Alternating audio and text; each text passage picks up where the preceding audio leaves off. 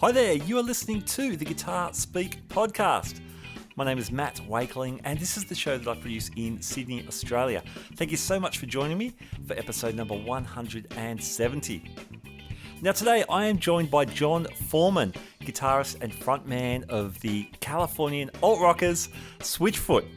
The Grammy Award-winning band returns with their 12th studio album named Interrobang, and it comes out on August 20. Now, I was lucky enough to get a pre-release listen. In fact, I took a few listens, and it is a fantastic record. I really dug it. So I was super excited to speak with Jon about it. Also excited because I'm a big Switchfoot fan, and a couple of years ago, some of you may remember, I spoke to Drew Shirley, the other Switchfoot guitarist. So it was nice to get the other half of the guitar team. Stick around, you're going to love this interview. This episode is brought to you by The Pedal Movie, a feature-length film all about effects pedals created by the music gear marketplace Reverb. I am super excited about this film. The Pedal Movie features nearly 100 interviews with people like Steve Vai, Peter Frampton, Jay Mascis, Billy Corgan, and more, including some of our Guitar Speak podcast alumni like Dweezil Zappa, Sarah Lipstate, Johnny Barmer, and Brian Wampler. Reverb's The Pedal Movie is available now on iTunes, Google Play, and Vudu. For more information, visit www.thepedalmovie.com. Today's episode is also brought to you by Fretboard Biology, the comprehensive online guitar course put together by Joe Elliott. Now, Joe is not only a fantastic guitar player, he draws on his years of experience as the ex-head of guitar at the Guitar Institute of Technology and also at the McNally Smith Music College. Here's a few words from Joe about the course. You're tired of wading through hundreds of random guitar videos and just want to become a better player. Fretboard Biology is your answer. Fretboard Biology is a self-paced, college-level program that'll give you the right instruction, in the right amounts, and in the right order. You'll learn the same information I taught to thousands of other guitar players over 30 years of teaching in top music colleges. If you want to make real progress with your guitar playing, then sign up for a free 7-day trial at fretboardbiology.com. Jon Foreman, welcome to the Guitar Speak podcast. Hey, thank you. I see you got some guitars up behind you. Yeah, well, we're in lockdown in Sydney, so I'm at home, so I'm in the music area. So yeah, it's not so bad. It's going okay. Yeah. Yep. Hey, Jon, congratulations on the new record, Interrobang. I know it's not out till I think August 20 is the release date, but I've been lucky enough to have a pre-release listen, several listens actually, and it's a fantastic record. Thank you. No, I'm really excited for everyone to hear it. I bet, yeah. It's been a cool few years for Switchfoot. I mean, pandemic craziness aside, back in 2018, I actually had Drew Shirley on this podcast, which was really exciting, and we were talking about Native Tongue when that just dropped in 2018, and obviously last year you guys did the covers EP, and yeah, a bunch of online stuff as well. So you've kept busy. Yeah, we have done pretty much right when the lockdown started, it felt like we had this job description to try and bring people together, even if they couldn't be in the same room.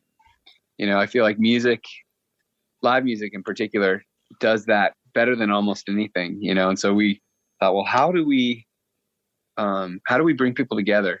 And so the live stream, we started kind of doing all the crazy things that we couldn't do any other year. So we did a live stream from our local baseball stadium. We did a live stream from we loved that. That was epic. And a boat and a hot air balloon and a cabin, and just kind of dreaming big and bringing people along for the ride. And it was really cool to see a community kind of form out of that experience. Friendships from people in Australia and Brazil and South Africa and the Northern Hemisphere, like everyone uniting. I really, it was an unexpected gift to come out of a very strange, dark year. Yeah, cool. I especially love the wheel of Switchfoot where you had the big game show wheel. Yeah, that was an unexpected one where we didn't really expect much, but it was probably one of our favorite ones. You know, just getting all these random covers where you're like, oh my gosh, okay. here we go. Let's do Radiohead or let's do Weezer. Yeah. The Buddy Holly cover was particularly great. Yeah, that was super fun. Hey, let's talk about the new record. It was produced by Tony Berg, who obviously part of his backstory is working with Paul McCartney. Your love of the Beatles is no secret. Was that kind of fun pulling him in? What did he bring to the process?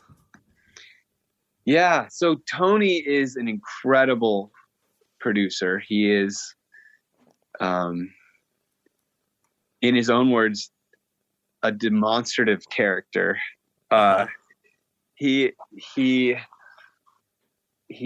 brings so much to the table. And it's a lot of it's like he has an old school mentality, that he's been. Hold on one second. You saw Momo? Yeah. Okay. But they didn't come in our house. Okay, good. Thank you. Can you make sure she doesn't go in our house? Who did? Okay, good. And who? Why? Is that your 3-year-old? That's him. That's awesome. Yeah, he's the best. He's making sure that the local neighborhood cat didn't come into our house. That's beautiful. Which is actually the propensity for the cat to come into the house is extremely high. So okay, he nailed it. Good job. That's Momo. Yeah, no, he's an amazing guy, and he brought so much to the table. He's been in music, professionally, probably longer than I've been alive, which is a lot. Okay. I'm not young, and he still has the same passion for music, and I loved what I learned from him. His understanding of the guitar and his passion for the guitar. I've never met anyone like that. Wow. Well, can you give me an example of that guitar?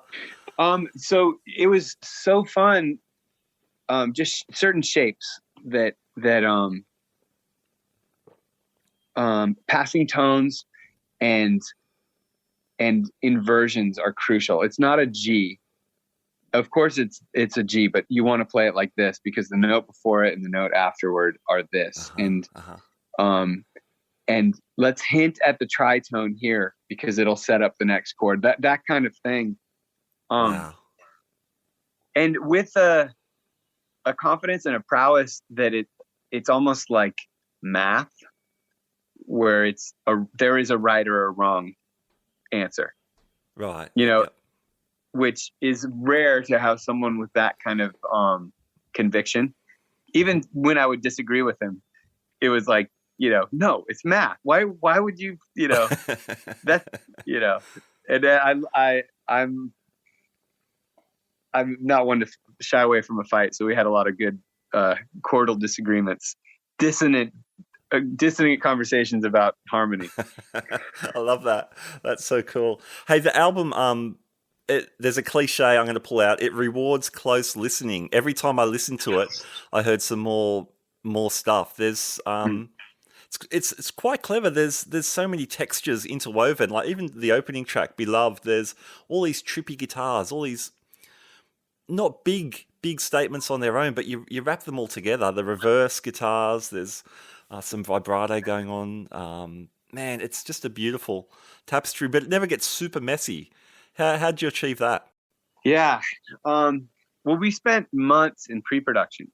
Okay. So there's a Hemingway quote or principle. It's I think it's Hemingway. It's the iceberg principle, where you have this entire huge part of the iceberg that's unseen, that is what lifts the seen part of the iceberg out of the water. And so yeah, it's almost like in rehearsals and pre-production, all of the work, all the things that no one will ever hear are what kind of allowed the album to shine the way it does. And it is it's a really understated record.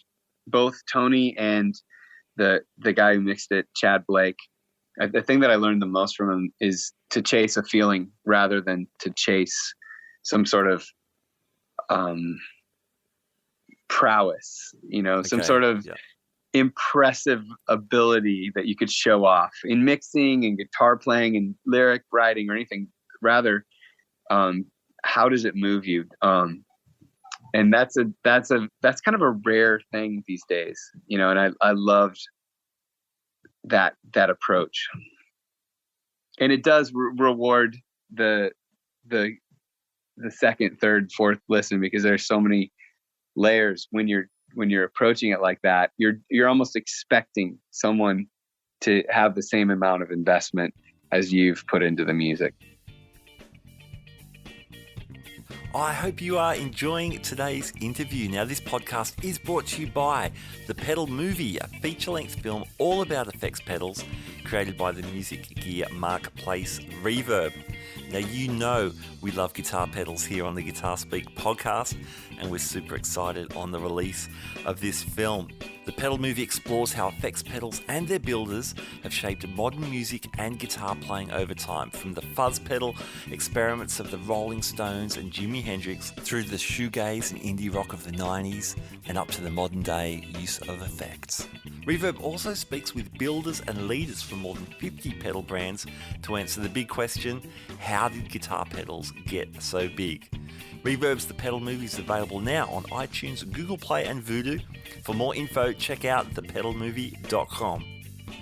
Today's episode is also brought to you by Fretboard Biology, the comprehensive online guitar course put together by master guitar teacher Joe Elliott. Now, I was a beta tester for the course, and as a music educator myself, I was very impressed by the logical layout and format of the course. Heavyweight guitarists such as Brett Garsed and Greg Koch have also endorsed the program, so check it out at www.fretboardbiology.com. Okay, back to our interview. Hey, when I spoke to Drew those couple of years back, I asked him about your relationship as guitar players. I'd love to hear your side of the story. Well, the good thing about Tony is me and Tony fought so much I didn't have to fight with any of my band members, you know? So usually it's me fighting with Tim or me fighting with Drew. Okay. And, you know, we didn't have to fight at all, so...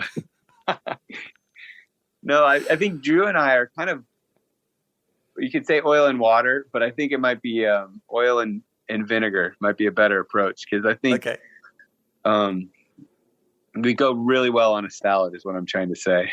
Yeah. No, I think we're both needed. He will try every pedal and every setting and every guitar, and he loves to just chase different things. And I'm the guy who's like, what guitar do you have in your hand? Then let's use that one, you know? Okay. Yep. And, you know, I think both approaches are needed. Sure. And I think we kind of yin and yang, we balance each other out. Yeah, awesome. That's really cool, man. Can I ask you about a couple of tracks? If I Were You, that's got one of the most intriguing guitar sounds on the record. It sounds almost hi-fi, almost like direct to board kind of fuzziness. Do you remember what was going on with that track? You know, it's so funny. Like when you were talking about Drew, this is the other difference is he thinks about all of this, obsesses about it. Okay. I literally I grabbed a guitar off of the wall at Tony's. Yeah. Which he's got the most impressive library of guitars to choose from. I think I plugged it into a white amp. You know, the white amps affiliated with Fender in the early years. Oh, okay. Do you know them? Don't know them. They were made by, I can't remember his first name, but his last name was White, and he was in charge of the Fender. Okay, wow. Yeah, they're incredible amps. And I think the guitar was this old Gretsch that Tony has. And so the funny thing about that song is that I had just written it, and there was one of the few days near the end of tracking that Drew and Jerome weren't there. And so I played the song for Tony, and Tony's like, let's track it. And I was like, well, Drew and Jerome aren't here. He's like, that's fine. It sounds great as a 3-piece. Let's go. Uh-huh. And so that for me is kind of it feels like a great statement on the album 12 albums in to kind of call back to when we were a 3-piece. And right. it feels really simple. A simple song with some fun chordal elements in the the changes in there. Yeah, totally. Awesome, man. The hard way brings the fuzz to the front. I know fuzz is a lot of fun for you guys. Did you remember what was going on for that track? Yeah, so I remember singing the vocals for that one. That was a blast. Kind of chasing the Beach Boys, like a really dissonant Beach Boys, kind of maybe post-apocalyptic 2020 Beach Boys, in a lockdown quarantine situation. That's what you need. Yeah, so in the studio, we recorded everything at Sound City, and it's a small room. We were all in masks, and I was the fortunate one, being the singer. I get to sing in the vocal booth and take my mask off. Yeah, nice. And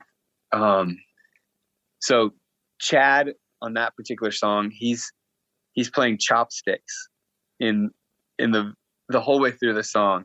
We had to overdub like real drumsticks in the chorus. Okay. But yeah, that beat right there was really fun. And I remember really locking in with Tim on that particular song. And I think that was a Gretsch Tennessean. Okay. I think I can't remember. Like I said, Drew would remember exactly what he was playing always. But there was the second verse is a great like kind of callback rock and roll riff that Drew's playing. It's so fun to hear. Yeah, awesome, man. I see you playing Gretches quite a bit too with the live shows as well. There's that one of all the writing on it. What model's that? What's your live Gretsch that you pull out? So my fascination with Gretsch began when I was, I think I was like 20 years old. I bought a pawn shop guitar, this Gretsch Beast, they call it, the BST 2000, I think it is. Okay. And it's a crappy guitar that has microphonic pickups that I loved. And that started my fascination with Gretsch.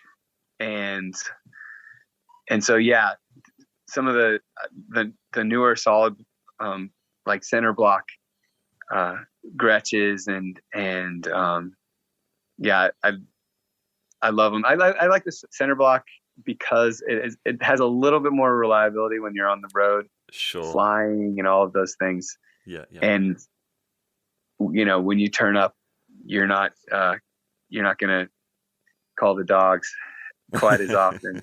So yeah, that's the one I play most often live. Nice, awesome. Well, Jon, it's been awesome to meet you. Being a huge fan of the music for many years, and like I said, I love the new record. Super exciting to get to talk to you about it today. And I know you got to run now and do some more press, but thanks for joining me on the Guitar Speak podcast.